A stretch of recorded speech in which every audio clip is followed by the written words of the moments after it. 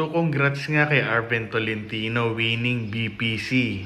No doubt deserve niya ang award na to. After nga niya matrade from Ginebra to Northport, hindi niya tinake to as downgrade. Nagsumikap siya sa pagiging role player, naging superstar siya dito sa PBA. Malaking reason bakit number 1 in Northport dahil sa kanya. Isang kulelat na team na dinala niya sa semifinals. Sa mga positive comments nga na yon, syempre mayroong mga negative.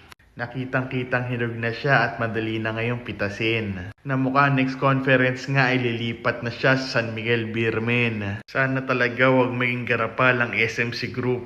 May rumor nga na matitrade si Arven Tolentino kay CJ Perez. Para sa akin, fair tong one-on-one trade na to.